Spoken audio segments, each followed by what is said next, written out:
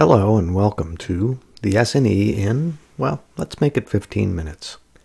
In this session, we'll see an overview of the SNE, a how-to on creating and modifying its maps, a demonstration using the Spirent TestCenter to emulate client-server traffic through the SNE, and we'll do a deep dive into using the Timeline feature to automate SNE functions in the Web GUI. The SNE is designed to replicate challenging network conditions that applications, users, and systems could experience under real-world conditions.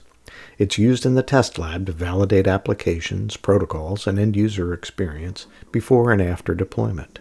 The SNE has both hardware and virtual implementations and can emulate the links shown here and more. Before we jump into navigation, let's go over a few key concepts. Here's a busy SNE map. You can see that the map displays two logical ports for each physical port.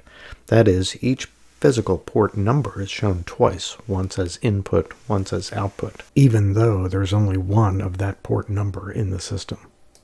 They're shown this way because you can place various impairments on either eastbound or westbound traffic. That's a good way to think about it, and it's an important concept when creating SNE maps. Now this map shows 6 different paths for traffic flow between ports on the SNE. Each path can have its own unique set of impairments, but remember you're actually looking at 3 bidirectional links. Now for navigating the GUI. The upper right menu contains options for dashboard, physical, maps, system, and help. The user icon is just to the right of help. For purposes of this session, we'll focus primarily on the Maps section with a brief explanation of the dashboard view, which is what you see here. The dashboard tells you at a glance how this unit's configured, what line speeds are being used, whether traffic is present, and what users have which ports reserved, etc. Let's create a simple map to get started. So go to the Maps view and then click the plus sign to create a new map. It will prompt you for a name. We'll call this one New Map. The wrench icon on the far left will open the side panel that contains the palettes of tools that you can use for map creation, including inputs, outputs, impairments, and filters. Recall from earlier that we have an input and output for each port number, and that traffic flows from input to output. Let's drag an input and output onto the map. It will default to port 1, but we have ports 7 and 8 reserved, so we'll need to change those. Highlight and double-click to get the configuration panel on the right side of the screen for each. There we can make changes and save them as we go. Continue drawing out our map by creating the westbound path, just like we did the eastbound. Drag each port onto the map, make the changes, and save them. Now we need to link these ports, so using the link icon in the top menu bar, select the first input port and notice the blue arrows that appear showing you what you can and can't connect to. Click the output port and the link is established. Do the same in the opposite direction and our ports are connected. Now let's add a delay to the eastbound traffic. Simply drag the impairment tool you want onto the link and drop it. The configuration panel will appear, and that's where you can make changes to that specific impairment. Now all eastbound traffic from port 7 to port 8 will be delayed when this map is running. Suppose you needed to apply this delay to only a subset of all the eastbound traffic, leaving the rest of the traffic alone. For that, you need to precede the delay with a filter. There's a powerful set of filter tools here. For our purposes, let's just use an IP address filter. Now when you use a filter, there's a pass-fail component you need to think about when creating a map. In other words, what does the filter do with traffic that meets or passes the filter criteria versus traffic that does not or fails? See how we do that here. In this case, I want the filtered traffic to be delayed or pass as it's connected directly to the delay impairment. The failed traffic goes directly to the output port, and so it won't be delayed. Here's a best practice note. If you wanted to replicate this same sequence on the westbound side, It's a good idea to just do so in the same order, that is, reversed from what we did on the eastbound side according to traffic flow. You'd want the traffic to hit the filter first as it moves from port 8 input to port 7 output. Now that you see how easy it is to build maps in the SNE, let's add in the new Timeline feature to provide some automation to your maps.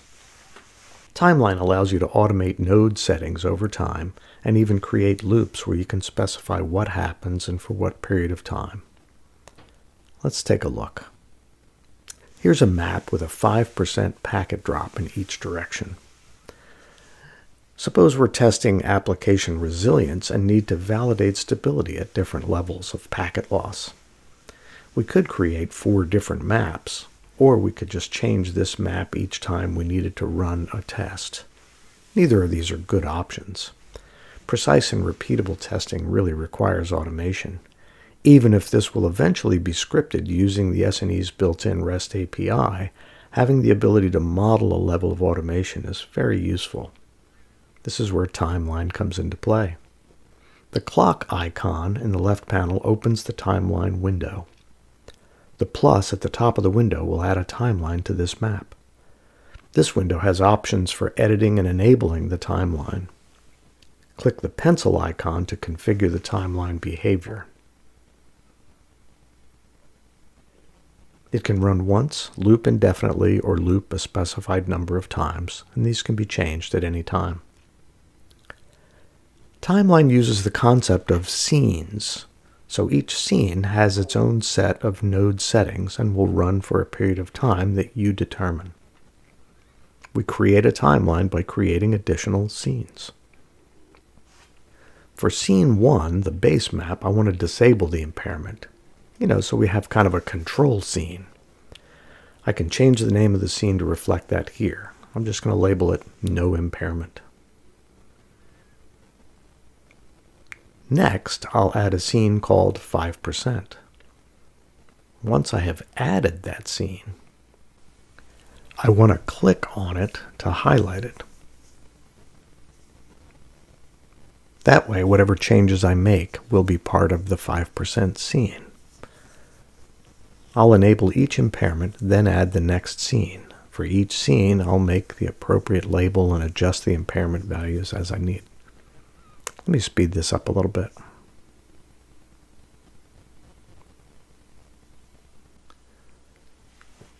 So you can see this process as I add each scene and then click on it to highlight it, validate the settings that I want, and then move on to the next.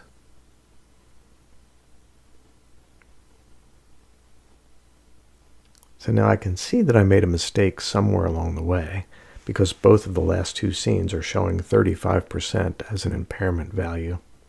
It's not what I intended, so I can fix that by going back and modifying each scene. It's a good reminder to always check your work and make sure it does what you're intending. Okay, so the map is now ready. I'm just going to make a change to the timeline configuration so that it loops continuously. Changing the mode here means that the map will loop until it's stopped. Now we can test it. So I run the map. It looks like it's working as expected. But of course I don't have any traffic running through here yet, so I can see that the map steps through each scene, but I need to validate my test logic by creating some traffic. Here I'm using Spirent TestCenter and set up to emulate 10 clients in a server. So we should see flows in each direction. At the bottom of the screen, you'll see a counter. That window shows, I've configured it to show signature frame counts on the left side and details about the stream blocks on the right. This will enable us to see dropped frames on a port basis as they happen.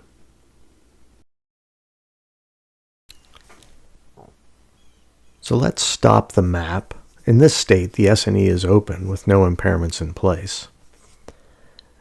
Now I'll stop the STC traffic and clear the counters so we can start from a clean slate.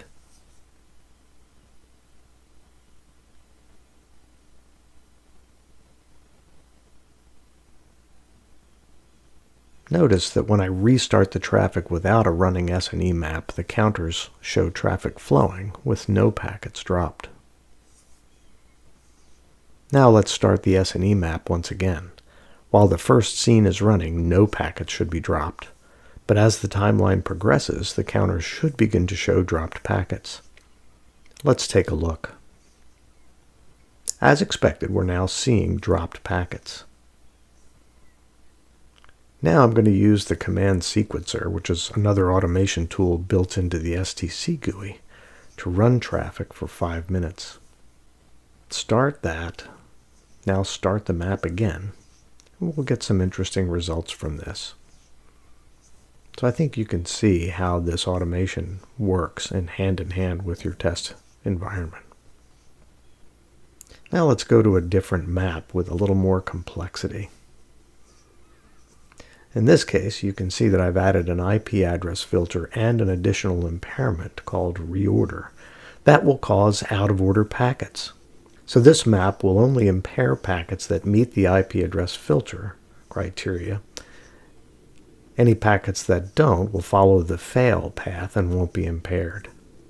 This map also has a timeline enabled. The timeline that will enable these and increment the values just like before.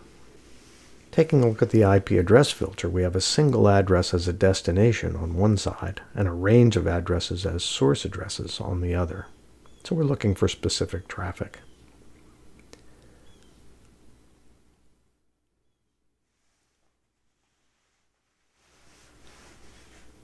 Note that you can enable or disable any of these impairments at any time with that switch.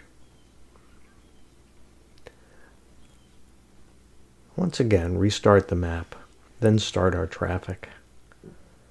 From this counter display in TestCenter, we will see metrics on total traffic, as well as frame drops and frames reordered.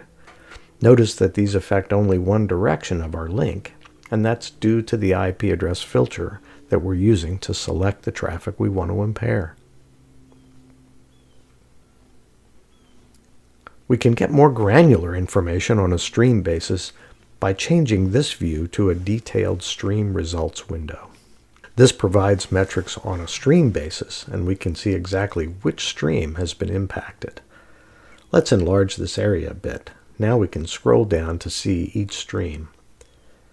The Advanced Sequencing tab in this view displays counts and percentages for each stream, including dropped frames and reordered frames, which is exactly what we're looking for here. By the way, TestCenter records a ton of valuable metrics. That's why it works well hand in hand with the Spirent Network Emulator. Let's take a moment to review where we've been. We've covered a lot of information about navigating the SNE GUI. Its ease of use and intuitive nature makes it really a powerful tool. Using the timeline feature, we saw how to automate nodes, impairment settings, and how to create loops of activity. In reviewing the steps needed to create a timeline, you create or load a map, add the timeline, set the mode to run the way you want, and then add scenes and specify in each what settings you want and what impairments you want enabled. By the way, a timeline can be saved together with its associated map or separately as a CSV file. You can also import a CSV file with timestamps and other settings.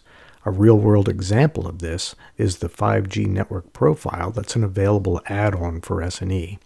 It contains network impairment data recorded from an actual 5G North American network operator. Here's some timeline terminology for your reference. So there you have it, an overview, a demonstration, a deep dive into the Spirent Network Emulator, all in about 15 minutes. Thanks for watching.